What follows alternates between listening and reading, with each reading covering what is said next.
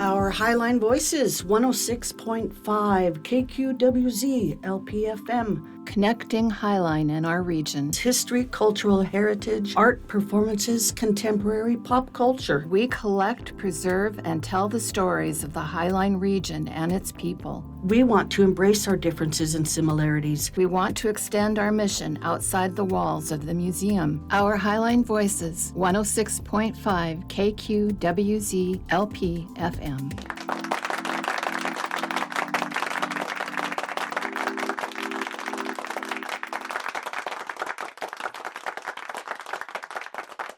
Hi, everyone. This is Nancy from the Highline Heritage Museum, and welcome back. As always, it is an honor and a joy to welcome people to be able to tell their stories. Today's guest, she's one of my heroes, and I'm just so happy that you will be, if you don't know of her, that you will be able to kind of give a little tiny glimpse of who she is and the things that she's doing. It's just a very humbling experience for me to be able to do this work while addressing the reasons of why we're doing this project. This is to encourage and cultivate inclusion values. We want to make sure that that we're reaching as big as audience as we can, and that people are connected with each other, regardless if they don't want to come to the museum, regardless if there's factors like disabilities or transportation issues, or people that are working 2-3 jobs and so on. So the idea is to connect with each other, regardless of where it's allocated, and then just be aware of who is our neighbors and who is around us. And so once again, thank you so much for allowing us to have this opportunity. And it's just, like I say, it's an honor to be able to just provide a space for you to just fly away and to show us who you are a little bit. So are you ready? I am. Okay, so I'm going to let you introduce yourself, and we'll take it from there. Great. Okay. Well, Nancy, you're making me blush. Huh. It's a mutual adoration club here, because I've been watching you even before Highline Heritage Museum came into existence, and your leadership in our community is just par none. You've inspired so many people, myself included, and it's just been so wonderful to see not only the museum take shape, but just how much it's thriving under your direction. So it's an honor for me to be here just as well. But I'm Putsata Reang, and I consider myself, I call myself an author and a journalist, which I've had to change recently, because before my book, my memoir, Ma and Me, came out 2 years ago, I actually called myself a journalist first. And I've always identified that way up until the point where my book came out. I actually hadn't much considered myself an author until I found myself in the position of actually having a book out in the world. And then spending the past couple of years, initially on book tour and then now on speaking tour, to talk about key themes of my memoir, which have to do with my conflict with my mother over me being gay. I identify as a queer Cambodian refugee. And one of the things that I find really interesting and compelling, and a reminder of why I needed to write this book, is that as I have been traveling across our country, I can't count how many numbers of young people have come up to me after my events and have said, "Thank you for writing this book. I'm gay too, and I don't know how to tell my family." We would think, because we're here in 2024, that it's easy for young people or anybody to come out of the closet, but in fact, it's just as hard as it was when I was growing up. And so I don't want to take that for granted, that the coming out process for many people is still a journey. For some people, that journey is more difficult than others. I recounted in my memoir that while my siblings supported me, my parents, being from Cambodia, which is a pretty conservative culture, they really struggled with it. So it's been an amazing journey. I'm a diehard Burien resident. I love my community. I love every aspect of living in Burien, and so there's a lot of different parts to my identity. Yeah. There's all of us are pieces of a big giant mosaic. That's You're right. always saying that this is my small little Mexican label, and then a Yes. woman label, and everything else. So no, I thank you for sharing that. You were talking about the time frame, if it's easier before or after. I think that it is not about in my opinion, it's not about where you're located in history. It's more about where you're from and the personalities and the bias and and how what is around you. That's You right. can have different upbringings, and some of them are nice and kind and empathetic, and some environments are harsh and narcissist and abusive, That's right. and then some of them might even have with parents. And so what it is to be able to share not only to your family, but to yourself and to everyone around you. That's right. And so I think I always see the struggle of coming out, and not as in a historic context, but like who is around you, who is supporting or who is not supporting you, and what is the hardships that you face. New York is not going to be the same way as a little town in Texas, and Right. the same way as a little town, very conservative in Washington State. So it's also part of where you're located, your family, your friends, your bringing. So I'm glad to Absolutely. share that. Absolutely. Yeah. For me, my background, I grew up in Oregon. I actually consider myself an Oregonian first before I consider myself a Washingtonian, which I feel really conflicted about because I've been here in Washington now. Let's say I moved here in 2015, so quite a while. But I was raised. I spent my entire life in Oregon, and so I do feel like my heart is there. But growing up in Corvallis, is surrounded by agricultural community. Oregon State University is there. And at the time when my family lived there, the population was only around 26,000 people, so relatively small. Where I grew up, I realized at a pretty young age that both my home and my hometown were very conservative. Even though I know I was gay at a very young age, probably, 7, 8 years old, I knew inherently that something about being gay was wrong, and so I wouldn't let myself really be who I was until a long time later. I mean, I came out to my siblings first in my early 20s. Eventually came out to my parents a couple of years after I came out to my siblings, and I just think that the kinds of conversations and what you're doing here with this radio program are so consequential, and they're so needed right now because of all the different ways our society currently is trying to erase voices like ours. I don't think that I need to tell you personally, but maybe share with the listening public out there about the record number of book bans, the anti-queer legislation out there, particularly targeting those who identify as trans, hate crimes against both my Asian American community as well as my queer community. And so it's a really fascinating time to be here in America, in my own country. And I say that because I've spent about a decade living and working internationally as a journalist. And so it's been really interesting to be here in my own country and seeing all of these pressures against people who look like me or people who identify as I identify. And I think in that regard, even though it still terrifies me every time to go up on the stage and talk about my personal experiences of being a queer Cambodian refugee, I tell myself I have to do it because of the privilege it is to be an author, to have a book out in the world. To me, that privilege comes with a particular responsibility, and that responsibility is to speak up and to use the stage as a place to say, this hate has to stop. It has to stop somewhere.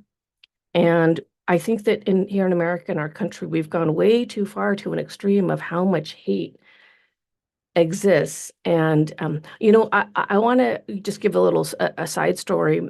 In the past 2 years as I've been traveling across the US, and I'm speaking at college campuses, at conferences, at companies, did a talk with Microsoft. I've done talks on dozens of college campuses and conferences. A question that comes up again and again, which I find so interesting, is Putsata, as a journalist, what do you think of the polarization in our country? And my response is the same, which is that I think that's the wrong question to ask. I think that for me personally, I'm not so interested in having a conversation about polarization. I'm interested in having a conversation about the things we have in common. We've lost that thread of the narrative, really. And I blame my own profession, the media for that as well.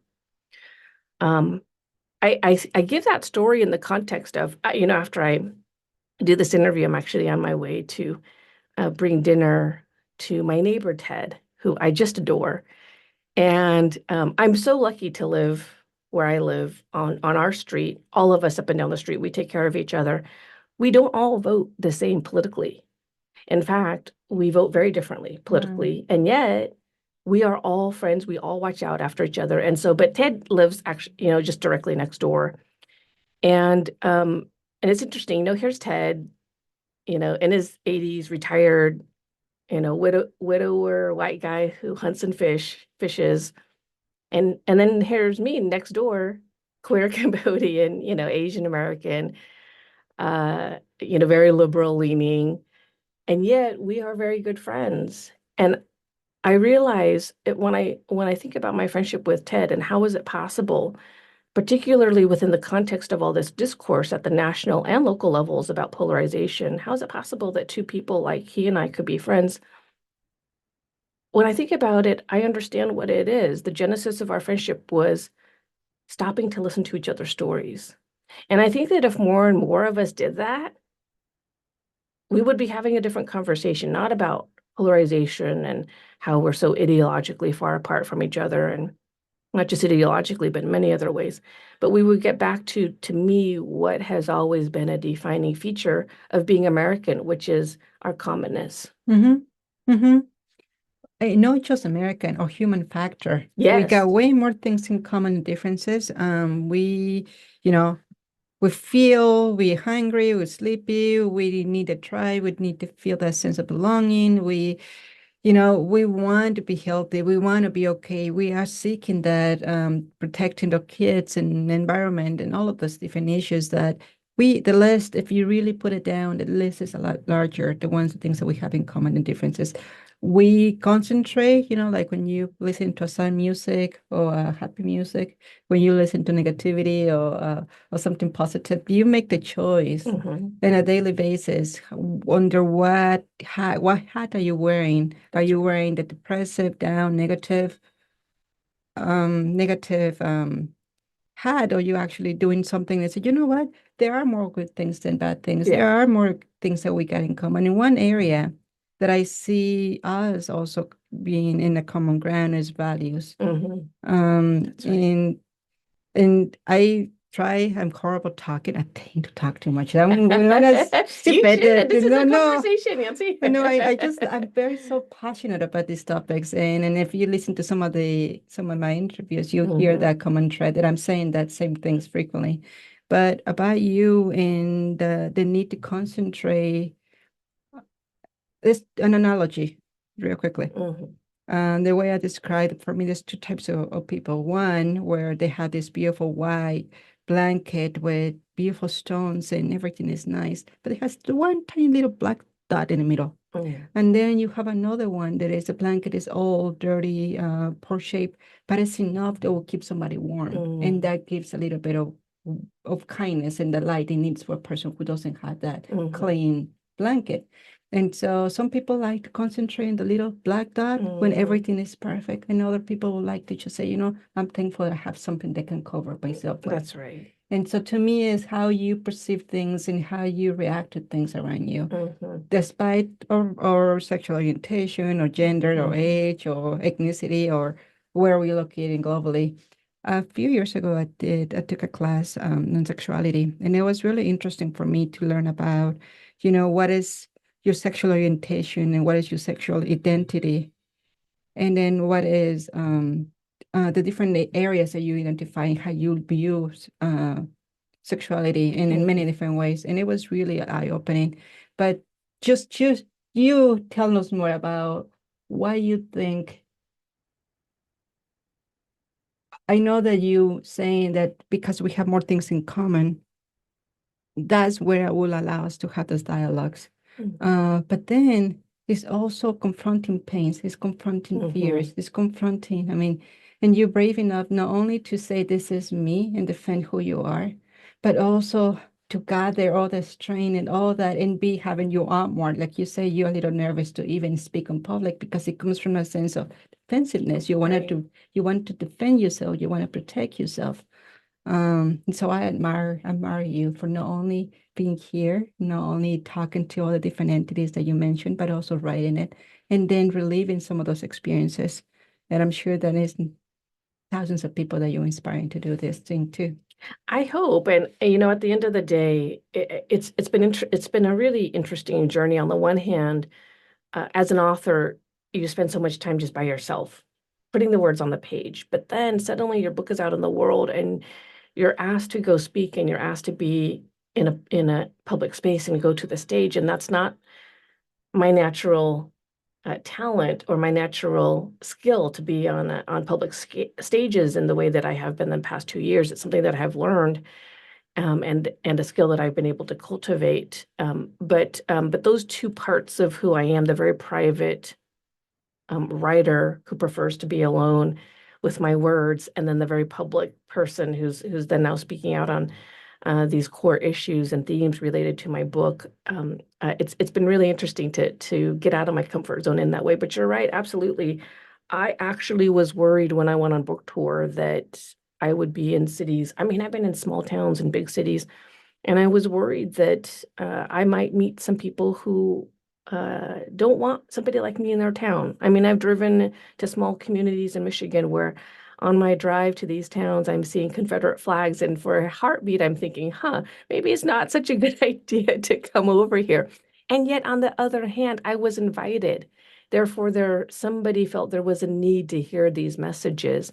And I want to circle back very briefly to your analogy about the blanket, just because I think that it's so telling. And to me, that analogy, the beauty of it is that to me, it underlines really what people like you and I, who've come from backgrounds that are not dominant culture backgrounds, have, which is gratitude. Is that we kind of look around and look and see what we have, and we are grateful for what we have. I don't. I try really hard not to take for granted anything that I have in my life, and as hard as I've worked for anything, and that includes my identity. Now, at the same time, I'm not precious about my identity to the point where if somebody, you know, calls me, uses the word Oriental with me, that I'm going to get so defensive and upset. To me, it's a moment of education as well, and yeah, sometimes I get tired of educating, but at the same time, to me, there's a key difference between somebody who's perhaps ignorant and just doesn't know, and somebody who is racist, who should know better, and who has more hate in their heart, as opposed to somebody who just doesn't know and wants to connect with me. And so I'm willing to be more open and give more grace to people who just don't know. And but you speak about this idea that as humans, we do have so much in common. And I think that that's one of the things that I try so hard to challenge people in audiences where I've spoken again and again, is to find what those commonalities are. But then there's this other broader piece of the question, which is, when was the last time you were vulnerable and you told somebody about your life, or you told somebody about a pain that you're carrying, or a sadness, or a grief? Because we get each other's joy. We see it on social media. We hear it from our friends when they're having good days. But how often is it that when you're just having a really terrible day, or you're going through something hard, that we're vulnerable enough to just say so? I think it's interesting that you and I are having this conversation at this moment in time when across our country, according to our U.S. Surgeon General, Dr. Vivek Murthy, there are record levels of loneliness. Well, if we peel back the layers on that, how do we get here? How do we get to this place in America where we as a society are experiencing record levels of loneliness? So much of that, when you peel it back, has to do with connection. How are we connected to each other? Well, how can we get connected to each other? through vulnerability. All these parts, you can kind of connect the dots on that. Vulnerability is difficult. I gotta say, when my book came out, one of the things I talk about that I'm very frank about in my memoir is my lifelong challenge of navigating depression. And I'll never forget when my book came out, somebody who I consider one of my best friends, he read it. He's somebody I've known for a very long time. And he asked me to have lunch. And when we had lunch, he told me, I want you to know something. I've struggled with depression too. And I thought, oh my gosh, we have been friends for nearly 30 years and I had no idea. And that speaks to the piece of vulnerability. Yet here I could call this person my best friend and feel like I know him, call him, he's like family. And yet I didn't know this essential thing about him. And so in that way, if we are to address this issue of record levels of loneliness, we have to address the issue of how we as humans connect to each other, how we choose to. It has to be intentional so often. And our own willingness to be vulnerable enough to say, hey, here's who I am. Yeah. Well, you cover a lot of ground there. I'm just gonna I know I probably went in about 100 different directions. You can reel me in here, Nancy. I have struggled chronic depression my whole life. I've been suicidal many times in my life, and so what you're saying, it is real. And then to smile and say, "I'm okay," when you know you're not okay, right. and then I think the loneliness is that it's not as accepted to be polite. You say, "How are you?" You only, sorry to say it like this, but you ask the question 9.9% just for being polite, not necessarily because you really, okay, how are you? And you really sit down and have that ear and the space and time to really acknowledge that person. And some of them might say because I just want to be polite. Another one says because I really don't care. Another one, I really don't have the time. And another one is because I'm nervous about if you exposing yourself, then does that mean that I had to expose myself? And so there's many different angles that you can interpret things like this. You're tapping a little bit on how do you make a distinction between someone who is racist and someone who just lack enough education when it confronted some issues. And one term that I learned in a really hard way is microaggressions and microaggressions. Two different things. Once you truly understand what that means, then you can understand when someone is condescending and the intention to hurt is there. Right. Versus the ones that truly are completely naive and have no idea what they're saying. And it's like you can see it. But when you feel the little poke, and it's the way, is the attitude, is how it's delivered, is how the context around it, that really makes a distinction between, oh, this is just a person that did not mean bad. And someone was like, no, they had that intention. That was intentional in trying to camouflage it so they are not being judged as a racist, or they are not judged as being prejudiced. But at the end of the day, once it's in my head, once it was clear the distinction between macro and microaggressions, another thing though, once you start seeing that, the pain of it is there because now you can read it. It's not like, oh, that person was naive. Oh, that person was, oh no, you was not with that intention. You're trying to deny that attitude because you don't want to get hurt or you don't want to get it to you. You don't want to it just throw me a punch and you're like, it was just an accident and move on. But the punch is there, and whether you process it or not. And then it's another thing about vulnerability is how you process emotions and how you confront situations either internally, individually, who's around you, and then in a different context like country and global. And at the end of the day, is how you cope with that. And I do agree that the human connection is needed. Also, another element, yes, we have way more things in common, but then our uniqueness is what brings the magic to the whole. I think about analogies a lot, so I apologize for that. It's like, the art piece of all of us as a humans, all of us bring something to the table so unique.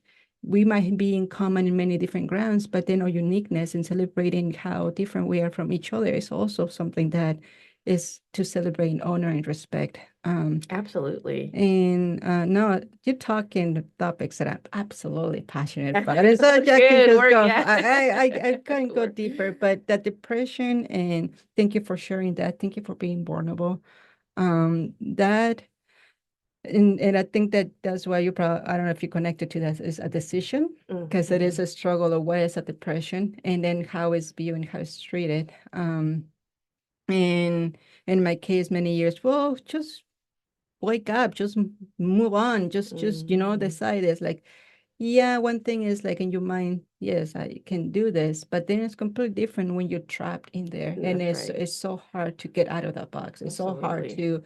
to get keep calling it the hole. It's so hard to get out of that Mhm. hole where you're more sensitive. When you it is scientifically proved that when you're in depression, chemical depression, you truly feel pain a lot louder than if you were not going through that. And then there's a Right. really a chemical composition in your brain that changes in how you perceive and feel things. And so it's not just click a button, now you can move it. It is a process for that, and it's a harsh one to go through.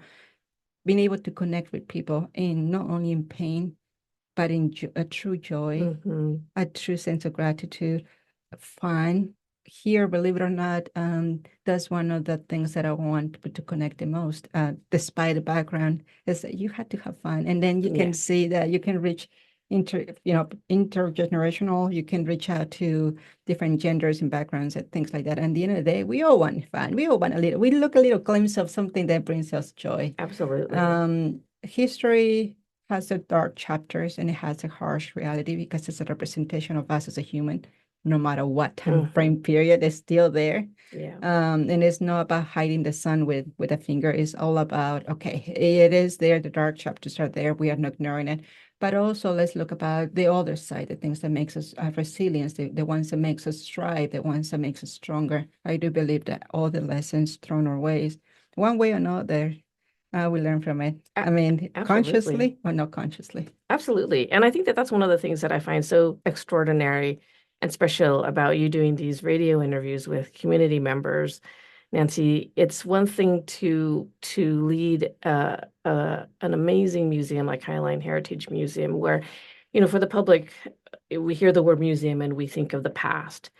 But I have rarely seen somebody who's so deliberate and intentional and wise about ensuring that people don't walk into our museum here at Highline Heritage Museum and think of the past, but that you do such a great job bridging the past to the present through things like these interviews with community members.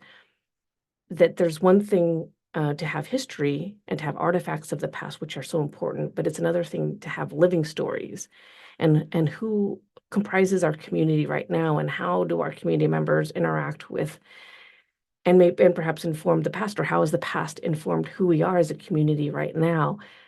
You've somehow managed to create these amazing projects and programming to bring all of those intersections together. It's pretty extraordinary. I actually, one of the things I always brag about when I talk about Burien and being the city that I love. So we've had this amazing museum, and Nancy is just the best, museum director that you can find out there. In fact, this doesn't have to be part of this could be edited out, but I was at an event in Vancouver, Washington, and of course, people there knew you, and it was so neat.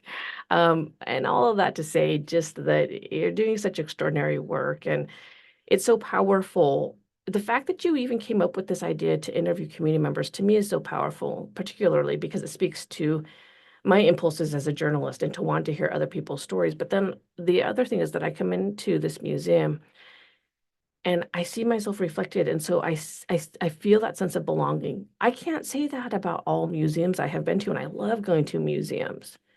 That's how you have created this for our community and people who visit our community, that they walk through these front doors and they feel belonging. And ultimately, that's part of the human condition. We all want to belong. And you tap in a very, very key word, and that's one of the biggest and strongest values that I have in this place.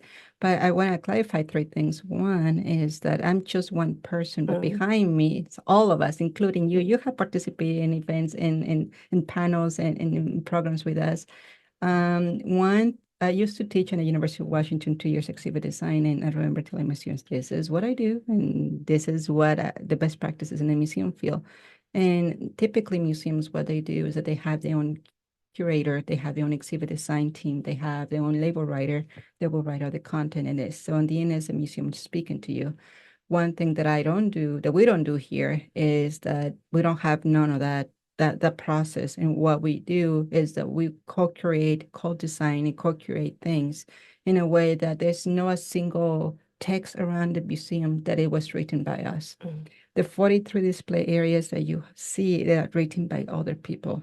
And all of them have different distinctive voices. And the reason is because it is not the museum voice speaking to you, it's the community speaking to you. And so the sense of belonging becomes when you're able to connect somehow with something.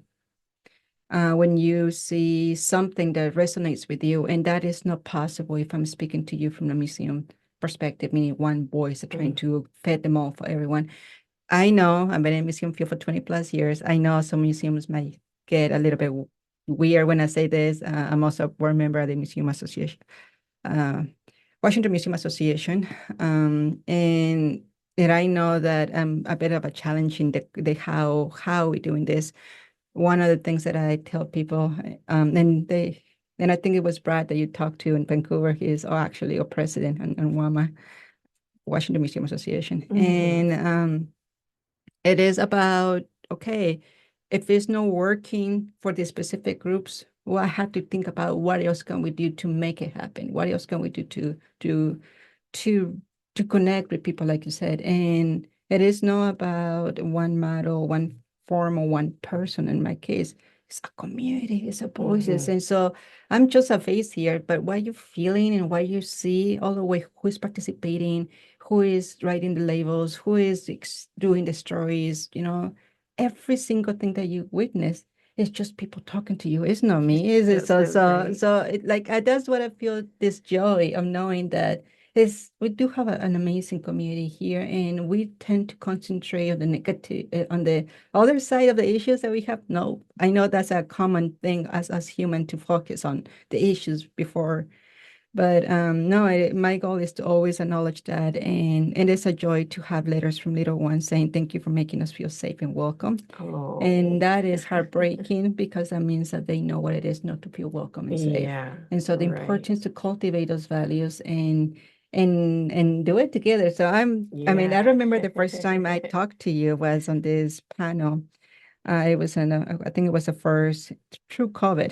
Through COVID, we're looking at the definitions and the stigmas. I forgot the title of the program that we have, but it was a intergenerational panel, and all of you were talking about very specific terms, and then it's like, oh my God, not the same term, but you connect with each other under one big umbrella, but breaking it apart from each other, you have various perspective on how to use some terms and how to even address it and view it. And I would never, ever, ever forget that panel discussion. But it is just, once again, you boys on it too. Sure. Well, and you bring up something that I think is so well illustrated with before somebody even steps foot into Highline Heritage Museum. And by the way, I should I should do a plug here. I know you haven't asked me to, but I love this museum so much. If you out there, listening public, are in the neighborhood, come to Highline Heritage Museum. It's extraordinary. But before you even step foot,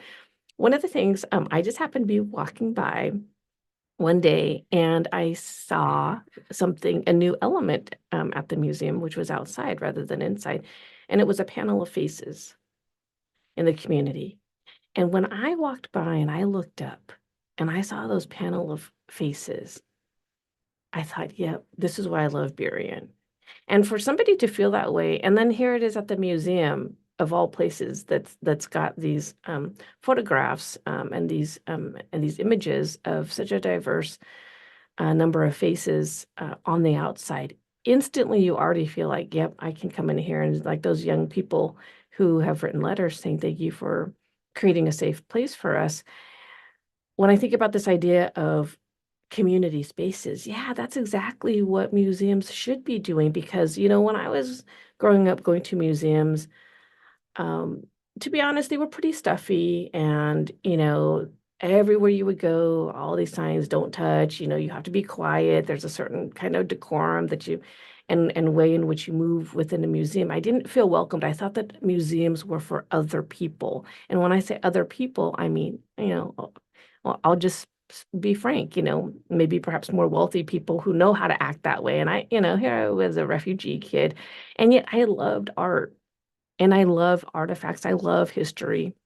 And so I was just instinctively drawn to museums, but I had always grown up going to them thinking they weren't quite for me. And then suddenly I enter a place like Highline Heritage Museum. I'm like, yep, this is a community space. This is for me. And so that's just a very powerful feeling to have. Thank you. I really thank you for being here and to see it, the work of volunteers, partnerships, and so many people behind this.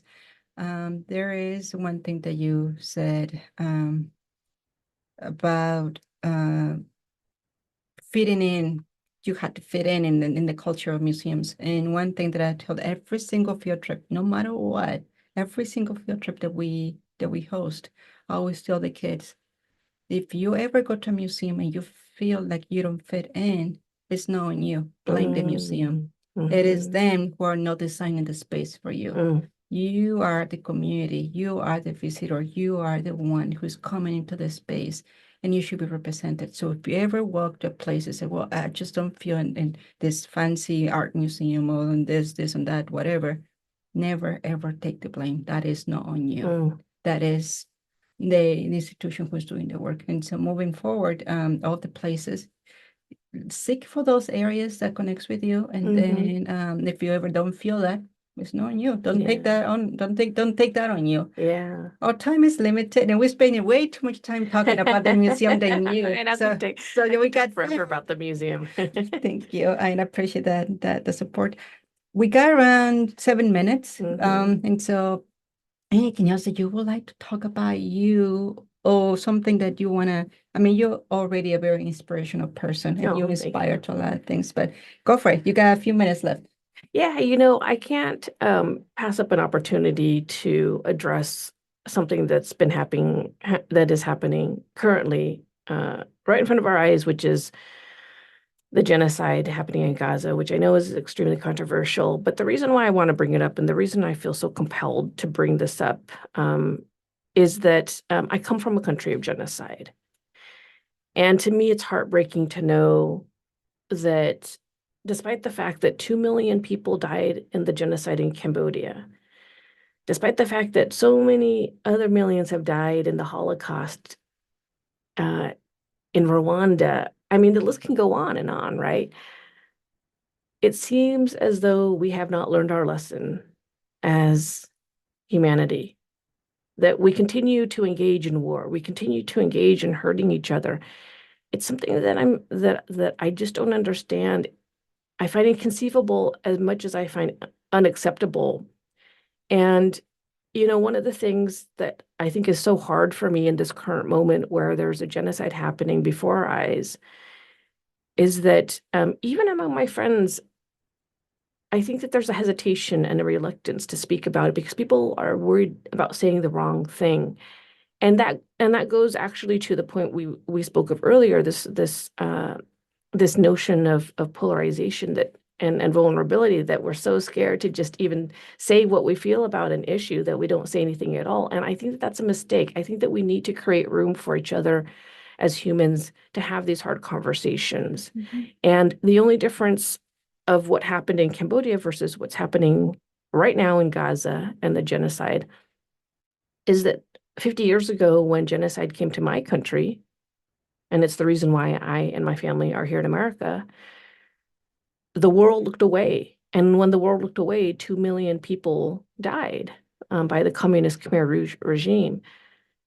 Now the world is not looking away. In fact, we see every single day in the news about the killing that is happening and the human slaughter that's happening in Gaza. October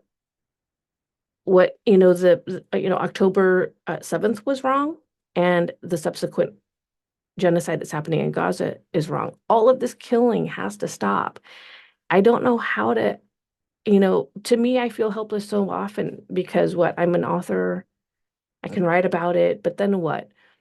I don't have an answer. I just think that as a society, we've got to we've got to come up with some kind of way to stop this killing. To me, it's nonsense to see this kind of slaughter again and again over history. We don't have to go too far back into history to see genocides in my country and in other countries as well. It's like, how could we stand as a human species to allow this to happen again and again? And so it's something that I've been thinking about a lot, that I have actually been writing about. Somebody asked me, well, actually I get asked a lot if I'm going to write another book. And I always say no, because it was so hard to do the first one, to write the memoir. And yet another part of me thinks, yeah, maybe there's some more that I still have to say, particularly about where we've come as a society, in so many different measures, and just to circle back to what we talked about at the beginning of our conversation, just to try to pull the conversation back to this idea of commonness, and to talk through and have the discourse about the things we have in common as opposed to the things we don't have in common. But because I think that it's that question of difference that really kind of gets us into trouble as society. And when we focus so much on the difference, we are all of us very unique, as you mentioned, and as you articulated earlier. That's the beauty of who we are. But I think in the context of conflict and what's happening at the local level, what's happening at the national and at the global level, in terms of the conflict we have as humans, we have to just remember how, we are all of us human. We all of us, we want the same things. We have the same dreams, kind of let's swing things back the other way to that shared humanity. I think that the values of find common things is one thing, but the complete different is a human factor, meaning we're still humans. We still are not there, really fully capable, even though we think that we're smart, we're not. Because we don't have the capacity to actually have a dialogue that is healthy, or there is actually listening to what the other person is saying. And I got so many things that I would like to say right now, but I'm just going to choose one of many examples. I'll choose one where it's about listening. That is, I had this training, and the group was divided into two, and so you work with a partner. And each team was able to talk about a very controversial topic: abortion, gun rights, war, so on. And so you had to choose a side. And in my case was the rights to own a gun, and how that controversial is. And so when the assignment was, can you repeat what the other person is saying? That was the assignment. I failed 3 times. Because I was interpreting what that person was telling me with my own bias, what I don't agree to things, and I was just sugarcoating things. So I was either confrontational or sugarcoating. All I'm saying, I was not purely repeating what the other person is saying. I was injecting myself in the conversation of that concept and idea. Everyone in the room, the same thing, no matter what topic it was, no matter what position you took. No matter what position you took, you still saw evidence that we lack the ability to purely repeat and process without injecting our own bias to what that person is saying. And so one of my favorite museums is a Museum of Tolerance. And what they do is that they confront really sensitive topics and put it into one table. They say, okay, a Jewish with a Nazi officer, or this and that, and rapists and that the victim and the police and whatever. So they do this serious, and I would love to do that. I just need a little bit more help, because I do receive punches almost every day from different sources, and so I can endure that punching. But that going to that level, I know it requires a different type of a shield, and I need to protect myself for that. But us organically as human beings are not that smart that we think we actually can go through things. We are prejudiced there's so many. I would like to invite everyone to research the history of all the experiments that has been taken up by prejudice. And you will be impressed that you might be the same background, same age, same ethnic, economical, social economical background, all of it. You can be so similar to another person, and it's still because you divide it into you group A and you group B, right away, that tells you, we are against you and you are against us. Just by that purely little difference, that immediately turns into you versus us. And this really famous experiment that took place with this couple scientists that they did this in the middle of the country with boys, same age, everything, the same backgrounds. They took him to this camp, cabin 1, cabin 2, bus 1, bus 2. They had to stop the experiment because they hate it and they become so aggressively violent with each other. And all of it came from us versus you, just because I'm in this part, I belong in this group and I'm going to protect this group as much as I can. And so if you think about it, there organically, we have the need to belong, and we have our instincts are screaming, where can you fit? And whatever doesn't meet that fit, right away you're in a defensive mode. And it's a psychology too. So it's scientific, it's socioeconomical issues, our inabilities as human beings to actually slow down things and understand what the other person is saying. And the list goes on and on and on and on. So there are really, really scientific factors that can, if you put it all together in one big mural, you can see why are we struggling just one on one. Why you were talking about the areas to connect. Those are the areas where we say, okay, we are in the table, can we talk? And that's how you start, one person at a time, one room at a time, one city at a time, one country at a time. Absolutely. Until we are unable to do that. I mean, you were hesitating to talk about this topic. It's because of you already have experienced some hesitation in some people.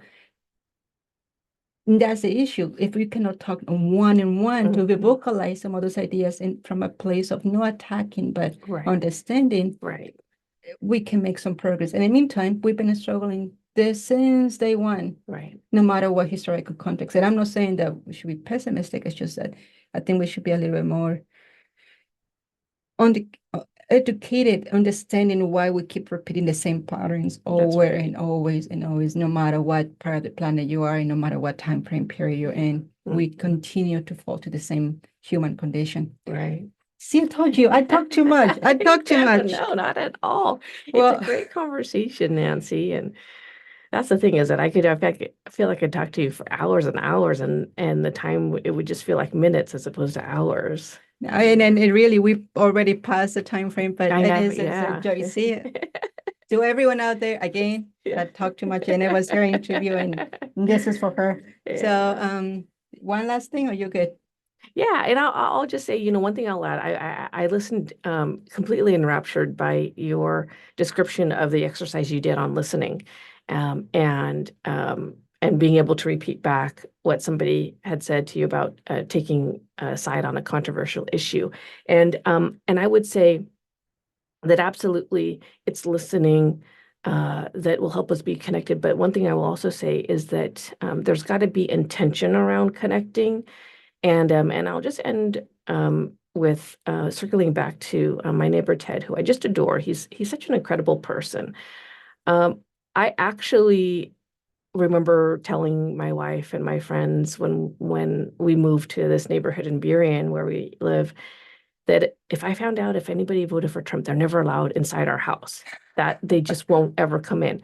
Well, very quickly, I had to walk that back, because it turns out many people on our street voted differently from us, and they have been to our house many times for dinners and for meals. And again, that's just the power of being intentional about connecting. Now, there's two things. Of course, being a neighbor, you can connect because of proximity. Literally, you are physically living next to each other. But that's not necessarily the case. Some people are neighbors and they never know their neighbors. They never have a conversation with their neighbors. And that's why I go back to that idea of intentionality, that, oh, this is actually a really great person who I want to know, who I want to count as a friend. Let's get back to that too. Yeah, I think that political views are one thing, but who we are as an essence and what we bring to the table is so much richer than just one topic. Absolutely. And then being able to honor the differences while celebrating the similarities is a beautiful thing. That's right. Thank you, everyone. Yes. I thank you for your patience with me. I Thanks. pray it was, like I say, I hope that you got a little glimpse of how beautiful person she is. Oh. And then, do you have a website or something that they can I find you? do. It's Putsata, www.putsata.com.